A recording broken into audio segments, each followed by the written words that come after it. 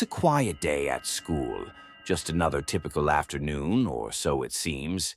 I was in the library, quietly studying for exams, when suddenly the emergency alarm blared through the building. Everyone froze. The librarians quickly closed the doors and told us to stay calm. No one expected it to happen today, especially not on a day when everything was so normal. A voice crackled over the intercom, calm yet urgent, telling us to stay in our classrooms and lock the doors immediately.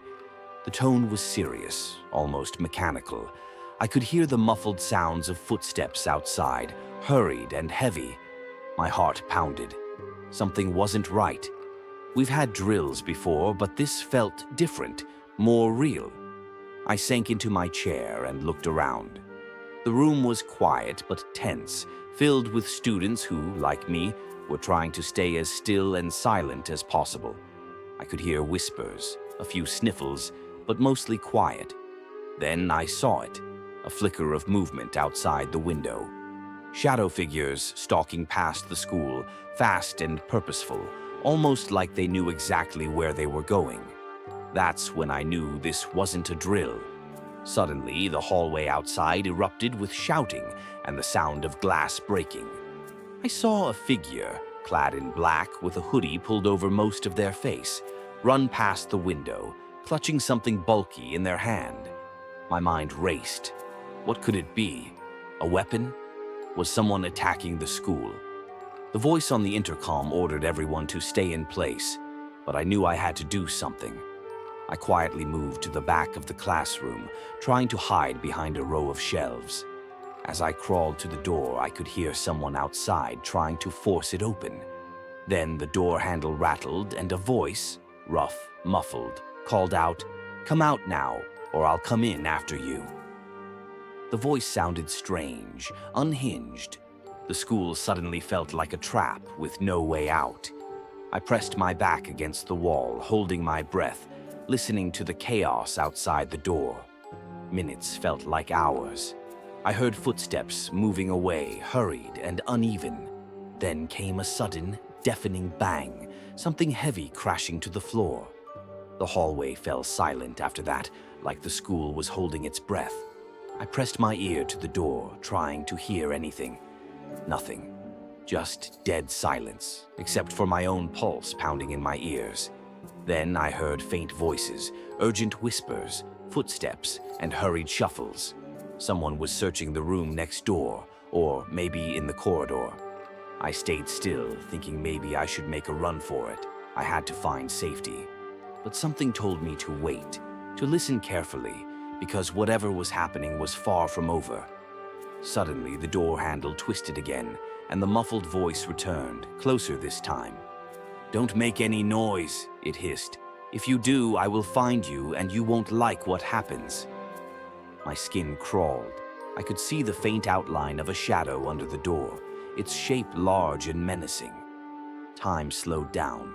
I squeezed my eyes shut and whispered a silent prayer, hoping someone out there was coming to rescue us. Just as I thought I couldn't take it anymore, the hallway lights flickered, then went out. Complete darkness. The only sound was my breathing, ragged and shallow, and the distant murmur of footsteps retreating into the night. I dared to inch towards the window, just enough to see the hallway through the crack. No one there, only shadows and empty silence. I waited in the dark, helpless, until the sound of sirens finally pierced the night, loud and relentless. I pressed my hand against the window glass, hoping help was on the way. Behind me, the door creaked slightly, but I refused to look back. I knew they'd be coming soon. The school was finally secured, and the police swept through the building, pulling people out one by one. I was lucky enough to be among the last. As I stepped outside, I saw the chaos, broken windows, hurried officers, and the distant figures of the attackers being taken into custody. I never saw their faces, but I knew I'd never forget the feeling of fear, the stark terror of that day, the moment I realized how fragile safety really is. That night, as I lay in bed, I kept replaying the sounds and the shadows in my mind. The worst part, To this day, no one truly knows who those attackers were or what they wanted. Only that they came unannounced and left behind a trail of fear and unanswered questions. Sometimes I wonder if they were just random strangers, or if there was something more sinister hidden in the shadows, a reason we'll never fully understand. And even now, in the quiet darkness, I sometimes hear faint footsteps or distant whispers, as if their presence still lingers in the walls of that school, watching, waiting for their next move. It's been days since that terrifying day, but I still can't shake the feeling. Sometimes I swear I hear footsteps outside my door at night, or faint whispers echoing in the silence.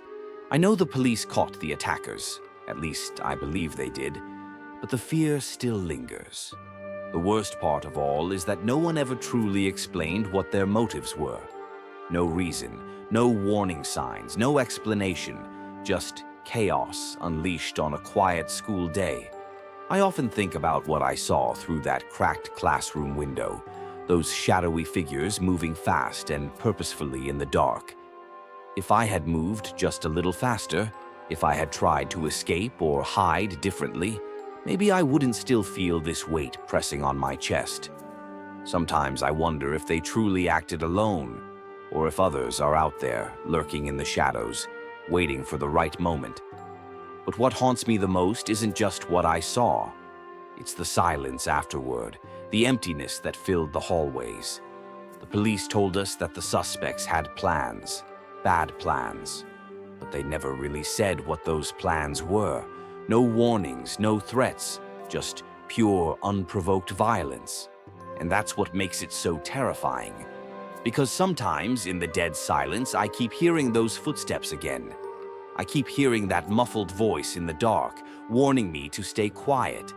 Now, when I walk through the school halls, I find myself constantly looking over my shoulder, expecting to see someone hiding in the shadows. Every creak of the floorboards makes my heart race.